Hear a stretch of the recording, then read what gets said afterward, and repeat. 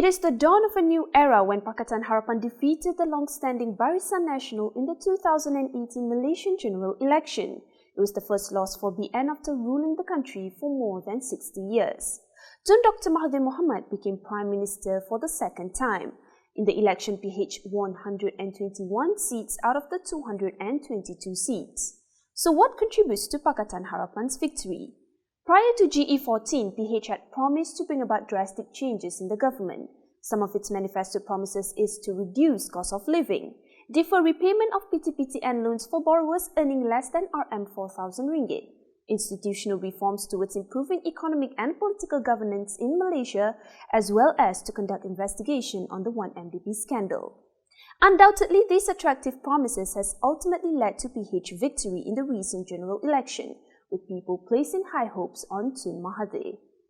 Unfortunately, not much changes have taken place after PH's takeover.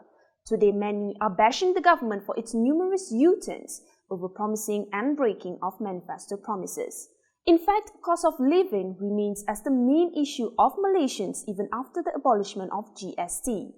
Besides other issues like ex-UMNO MPs being absorbed into Bersatu, the underwhelming performance of the cabinet ministers, and the recent spat between PKR President Anwar Ibrahim and his deputy Azmin Ali over the latter's alleged gay sex video scandal poses a challenge to Pakatan Harapan. As the nation's political scene faces chaotic times, question lingers if the veterans will make a comeback to play a major role in the government. Just a few days before the 14th general election took place, the UMNO Disciplinary Board had sacked veterans Tun Daim Zainuddin, Tan Sri Rafidah Aziz and Tan Sri Rais Yatim from the party for speaking at opposition events. Meanwhile, Jeli MP Datuk Sri Mustafa Mohamad or Tok Pa had voluntarily quit UMNO on 18 September 2018. All of them are currently a member of Bersatu except for Kuli, who remained with UMNO. Based on the veterans' dependency graph, it is observed that Kuli has the strongest voice in July 2019. Tok Pa, on the other hand, experienced a spike.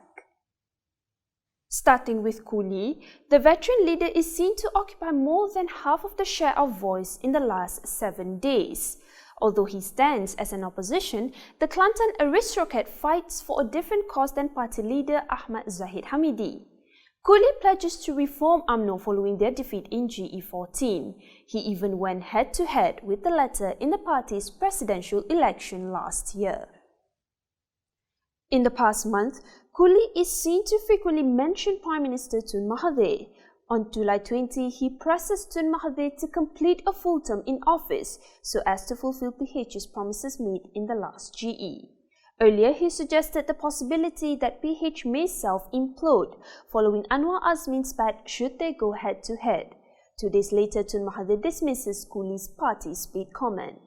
Next is Mustafa Mohamad, or commonly known as Tok Pa. He joined Bersatu on 26 of October 2018.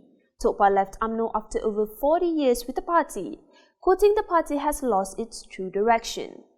In the past month, Tok Pa, who is the chairman of the Special Select Committee on the Budget, headlined on the rise on the national debt, which stood at 1.09 trillion ringgit last year. He added out of the total debt reported, 132.7 billion ringgit were from government-guaranteed loans. Meanwhile, chairperson of the Council of Eminent Persons, Daim Zainuddin, who initially leads amongst the veterans, decreased significantly in the second quarter of the year. Daim hit his peak in April 2019. This was the time he went to China and renegotiated the ECRL deal. The project cost was brought down by RM21.5 billion. Although these veterans are not part of the cabinet, they still play a role in assisting the PH government, considering their experience and knowledge on how the nation works. As the current political situation is in chaos, will this open room for the previous leaders to return with a major role in the government?